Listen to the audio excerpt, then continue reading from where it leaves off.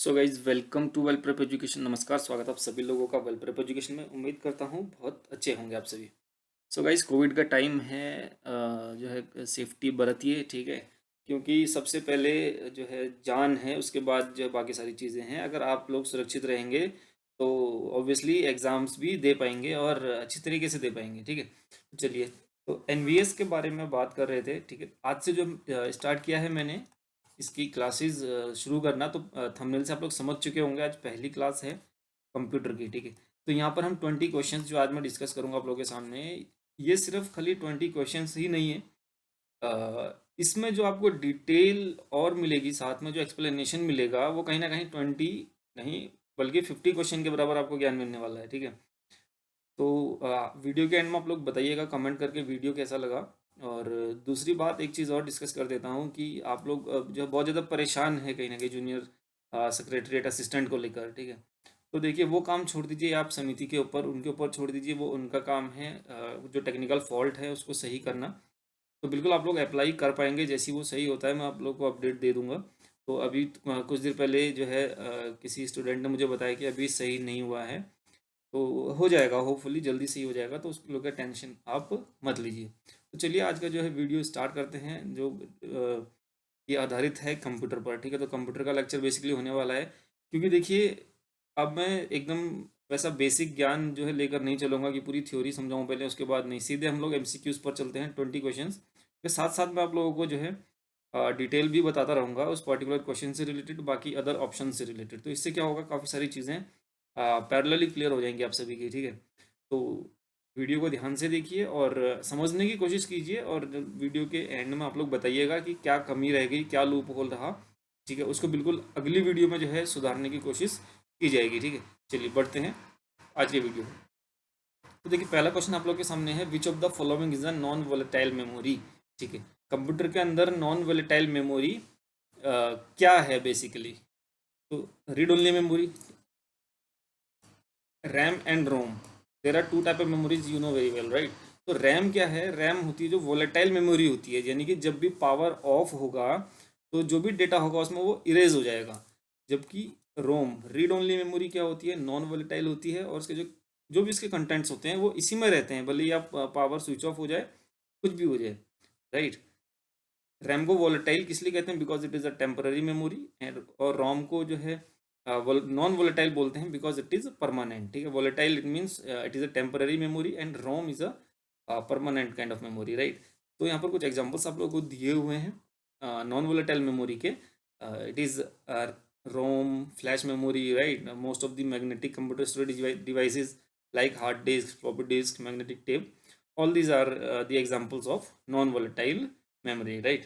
चलिए दूसरे क्वेश्चन की तरफ बढ़ते हैं। Which of the following translates a program written in high level language into machine code. देखिए यहाँ पर आपको चार ऑप्शंस दिए हुए हैं, assembler, compiler, operating system, editor, right.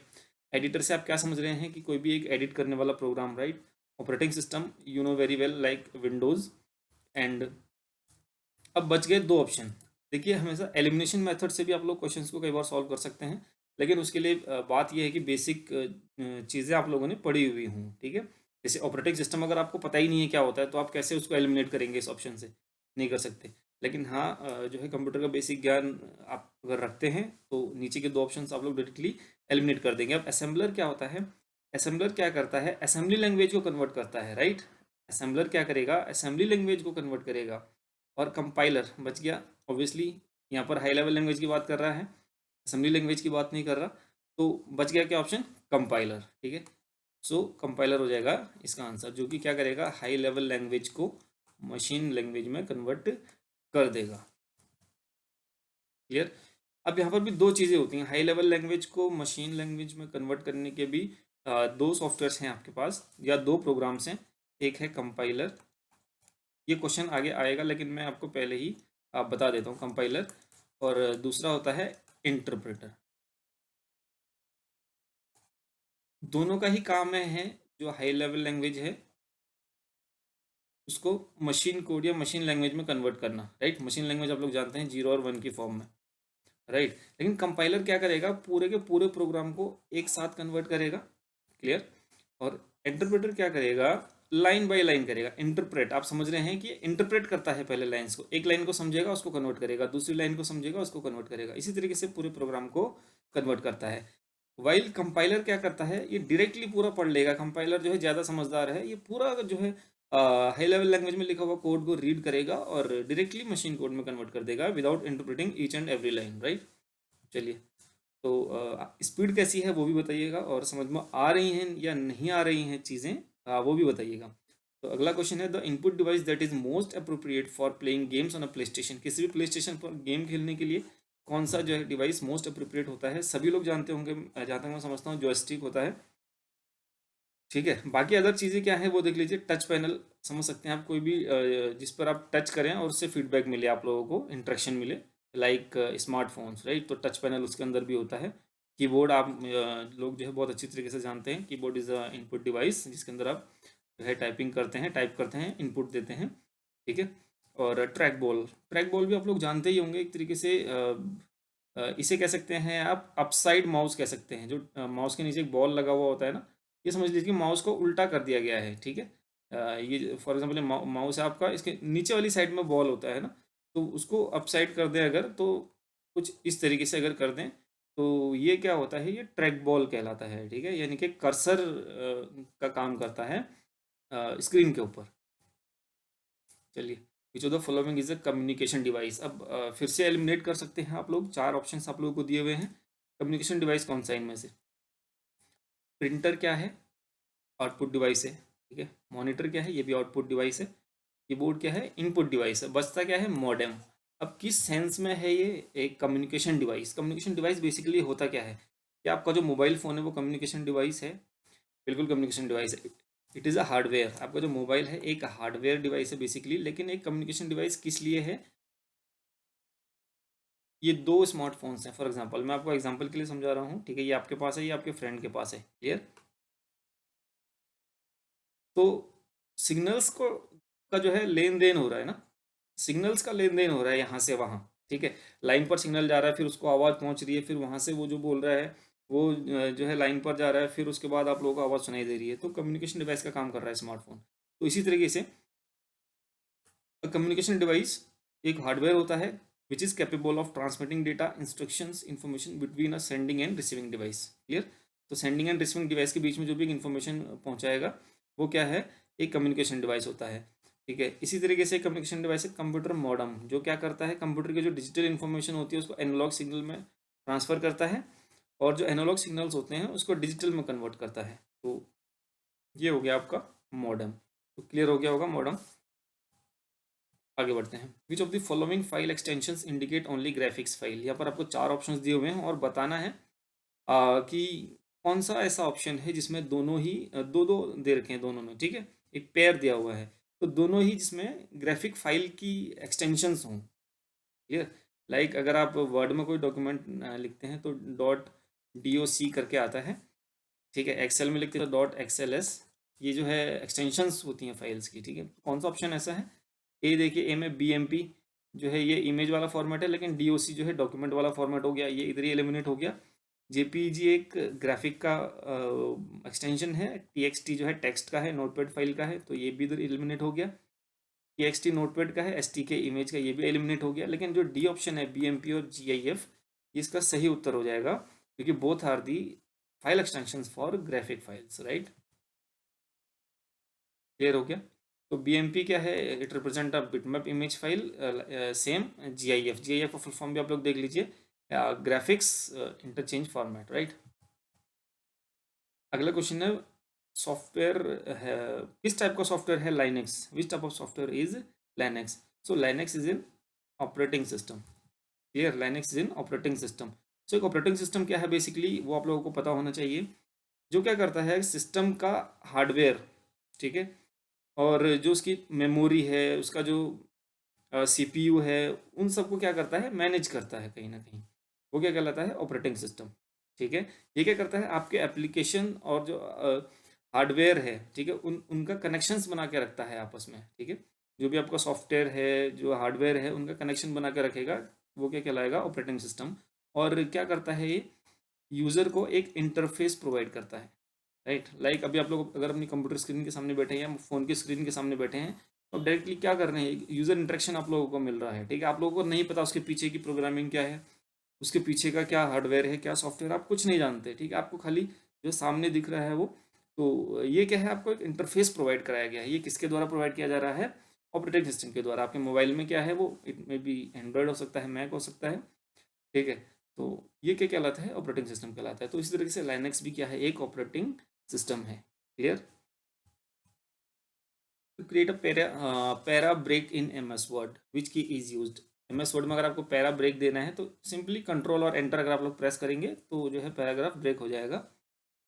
चलिए, which software would you use to teach students in computer class. अगर आपको कंप्यूटर क्लास में किसी स्टूडेंट को पढ़ाना है, अपने स्टूडेंट्स को पढ़ाना है, अभी मैं आप लोगों को पढ़ा रहा हूँ किस सॉफ्टवेयर के बेस पे पढ़ा रहा हूँ, किस एप्लीकेशन के बेस पे पढ़ा रहा हूँ, पावर पॉइंट, ठीक है। पावर पॉइंट में मैंने प्रेजेंटेशंस बना रखी हैं, उसी से आप लोगों को पढ़ा रहा हूँ। अगर मैं क्लास में भी पढ़ाऊँगा, प्रेजेंटेशन दिखाऊंगा, किस पर दिखाऊंगा, पावर पॉइंट पर दिखाऊंगा। क्लियर। सो पावर पॉइंट जो है बेसिकली प्रेजेंटेशन के लिए यूज़ होता है, इसलिए यहाँ पर भी पावर पॉइंट का यूज़ किया जाएगा। Which of the following translates a program written in assembly language into machine code. ये मैं पहले ही बता चुका हूँ तो अब नहीं बताऊंगा। असेंबलर आप लोग पहले ही जान चुके हैं। चलिए, व्हाट इज़ अ कंपाइलर। तो कंपाइलर ऑलरेडी में डिस्कस किया है मैंने पिछली स्लाइड्स में। तो कंपाइलर क्या करता है, आपका हाई लेवल लैंग्वेज को मशीन कोड में कन्वर्ट कर देता है, ठीक है।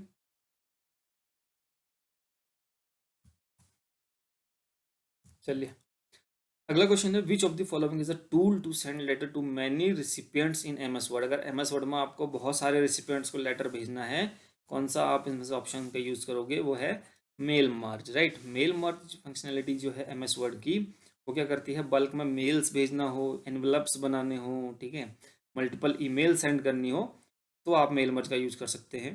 ठीक है, आप क्या करेंगे, डिफरेंट डिफरेंट एड्रेसेस फीड करेंगे और जो कंटेंट होगा वो पूरा सेम रहेगा। तो फिर वो क्या करेगा, ये प्रोग्राम क्या करेगा, उस कंटेंट में वो डिफरेंट डिफरेंट जो भी आपने एड्रेसेस डाले हैं वो सारे जो है प्रिंट करके फाइल बना देगा। क्लियर। तो ये एक काफ़ी अच्छा जो है टूल है एम एस वर्ड का। अगला question, using M S PowerPoint which layout will you use to display hierarchies of employees in your company. अगर आप M S PowerPoint use कर रहे हैं तो किस आप जो है किस लेआउट का यूज़ करेंगे अपनी कंपनी की जो हायरार्की है, यानी कि सबसे ऊपर कौन है, एमडी है, उसके नीचे कौन है, ऑर्गेनाइजेशन चार्ट एक तरीके से कहते हैं उसको, ठीक है। तो ये टूल का नाम ही है ऑर्गेनाइजेशन चार्ट। आप यहाँ पर देख सकते हैं एक ऑर्गेनाइजेशन चार्ट बनाया हुआ है। देखिए, सबसे पहले मैनेजर है, फिर उसके नीचे असिस्टेंट है, फिर असिस्टेंट के नीचे है एम्प्लॉय 1, एम्प्लॉय 2, एम्प्लॉय 3। ये एक ऑर्गेनाइजेशन की हायरार्की है, राइट। तो ये किसके थ्रू आप लोग शो कर पाएंगे, एक ऑर्गेनाइजेशन चार्ट के थ्रू। चलिए, अगला question, SQL stands for. SQL क्या होता है, तो एसक्यूएल क्या है, बेसिकली एक डेटाबेस लैंग्वेज है, डेटाबेस से रिलेटेड लैंग्वेज है, जिसका फुल फॉर्म होता है स्ट्रक्चर्ड क्यूरी लैंग्वेज। ये क्या करता है, एक्सेस करता है और मैनिपुलेट करता है डेटाबेसेस को। क्लियर। इसके अंदर डिफरेंट डिफरेंट कमांड्स होती है जिनके थ्रू आप रिट्रीव कर सकते हैं डेटा, ठीक है, उसको मॉडिफाई कर सकते हैं। SQL stand for structured query language, it lets you access and manipulate the databases. और ये जो है एनसी यानी कि अमेरिकन नेशनल स्टैंडर्ड इंस्टीट्यूट का जो एक स्टैंडर्ड बन गया था, एक बहुत ही इंपॉर्टेंट पार्ट बन गया था 1986 में, और आईएसओ का बन गया था 1987 में, ठीक है। एक स्टैंडर्ड जो है 1987 में मिला था इसको आईएसओ से, और एनसी से कब मिला था, 1986 के अंदर। क्लियर। आगे बढ़ते हैं, यूजिंग दिस सेल एड्रेस, ये एक सेल का एड्रेस दे रखा है, ठीक है, $साइन और A4। इसका मतलब क्या है, ये बताना है आप लोगों को। ठीक है, there are two type of cell reference. ये बहुत ही अच्छी तरीके से आप लोग समझ लीजिएगा। एक्सेल के अंदर दो तरीके के सेल रेफरेंस होते हैं। सपोज ये कोई एक्सेल का आपका वर्कशीट खुली हुई है, ठीक है, ये डिफरेंट डिफरेंट मैं सेल्स बना देता हूँ। सपोज ये A1 है, ठीक है।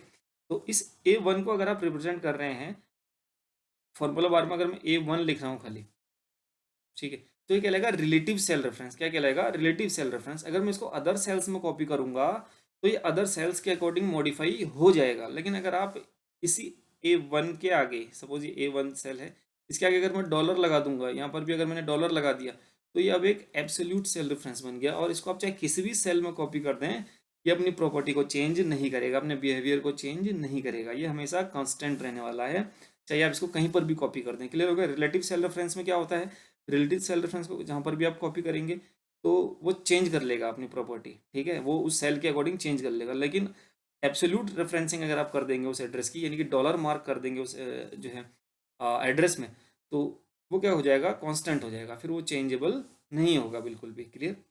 आगे बढ़ते हैं।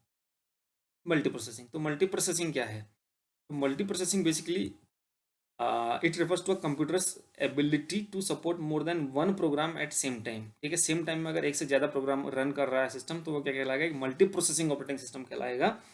तो ये हो गया मल्टी प्रोसेसिंग का मतलब। Clear? Software use by the computer hardware to interact with the user. ये कैसे एलिमिनेट करेंगे अगर आप लोग इसको देखें तो? देखिए, कंपाइलर एकदम अलग चीज़ है, यूजर से इंटरेक्शन का कोई मतलब ही नहीं है। इंटरप्रेटर भी एकदम अलग चीज़ है। अब बच गया सिस्टम सॉफ्टवेयर, एप्लीकेशन सॉफ्टवेयर। क्या कह रहा है? ऐसा सॉफ्टवेयर जो क्या करता है, कंप्यूटर हार्डवेयर के द्वारा यूज किया जाता है to interact with the user.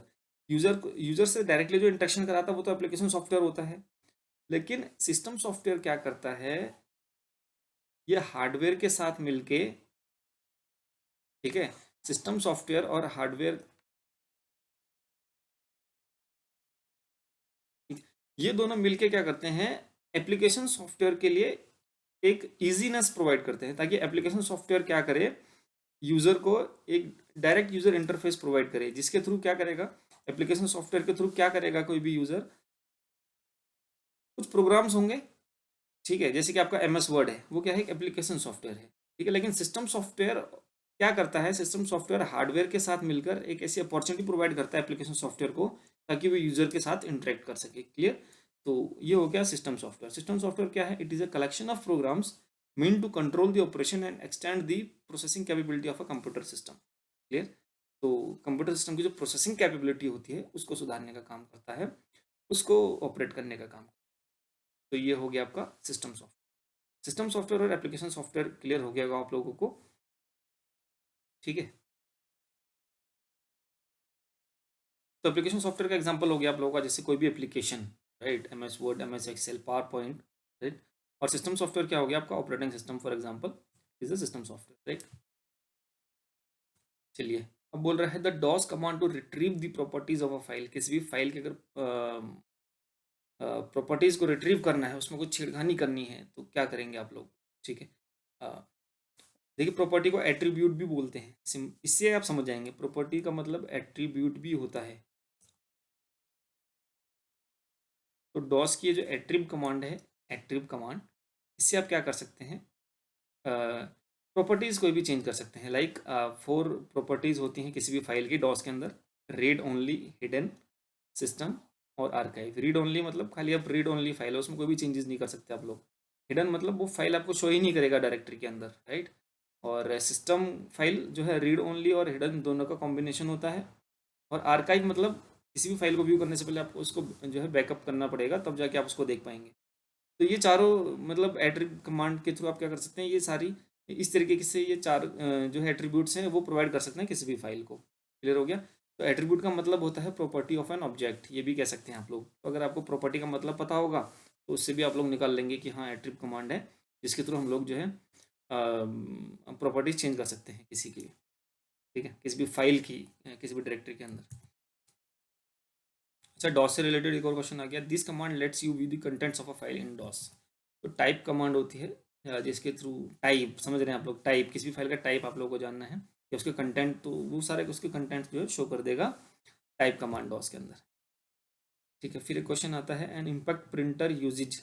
Impact printer किसका यूज करता है? देखिए, क्या टेक्नोलॉजी का यूज करता है। देखिए, जो इम्पैक्ट प्रिंटर होता है ना, वो पेपर के अंदर इम्पैक्ट लेता है, यानी कि कुछ हिट करेगा पेपर पर, तब जाकर प्रिंट होके आएगा। ठीक है, नॉन इम्पैक्ट प्रिंटर्स क्या होते हैं, वो किसी भी मैकेनिकल फोर्स का यूज नहीं करते। जैसे लेजर प्रिंटर है, ठीक है, वो लेजर के थ्रू इमेज को स्कैन करता है और उसका प्रिंट आउट दे देता है आप लोगों को। लेकिन जो इम्पैक्ट प्रिंटर्स होते हैं, उसके अंदर जो है कुछ इंप्रेशंस होते हैं, वो इंप्रेशंस पड़ते हैं पेपर के ऊपर, तब जाकर जो है पेपर प्रिंट होकर निकल कर आता है। तो इसको, इस इंप्रेशन को क्या कहा जाता है, इलेक्ट्रोमैकेनिकल मैकेनिज्म। यानी कि इलेक्ट्रोमैकेनिकल कैसे, आपने इलेक्ट्रिसिटी प्रोवाइड की मशीन को, ठीक है, फिर उसके अंदर एक मैकेनिकल, एक मैकेनिज्म लगा हुआ है, ठीक है, कि वो उस पर हिट करेगा, कोई मेटल की चीज़ उसके पेपर पे हिट करेगी, तब जाके वो प्रिंट होकर आएगा इंप्रेशंस। ठीक है, तो ये हो गया आपका इम्पैक्ट प्रिंटर।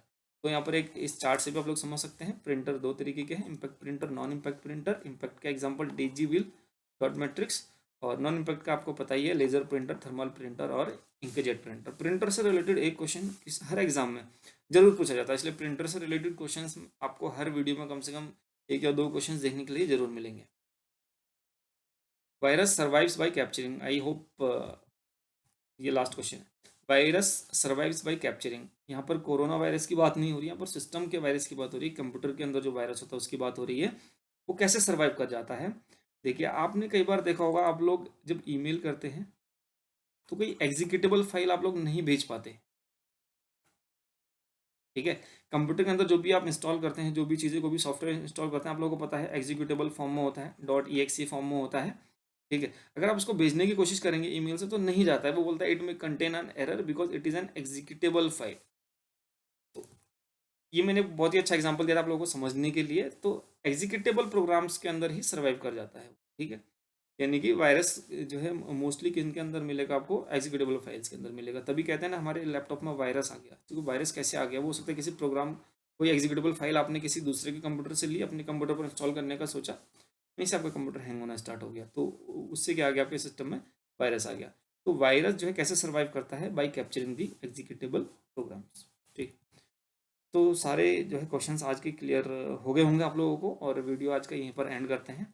कोई डाउट होगा कमेंट सेक्शन में कमेंट करके आप लोग पूछ सकते हैं, और बताइएगा कंटेंट लेवल कैसा था, क्योंकि उसके बाद जो है और मेहनत करने का मन करेगा, और आप लोगों के साथ जो है जुड़े रहने की पूरी कोशिश करूँगा, ठीक है। तो बताइएगा कंटेंट लेवल कैसा था, और क्वेश्चंस कितने ठीक, मतलब 20 क्वेश्चंस अगर हम लोग ले रहे हैं with explanation of each option, तो ये तरीका ठीक है या नहीं, और या किसी और तरीके से मुझे बताना चाहिए, वो भी आप लोग अपने सुझाव कमेंट सेक्शन में दे सकते हैं। लेकिन प्रीशियस कमेंट्स को जो है बिल्कुल जगह दी जाएगी, और जो बेमतलब के कमेंट्स होंगे आप लोग जानते हैं, फिर वो यूज़र ही नहीं एग्जिस्ट करता है हमारी चैनल में, राइट।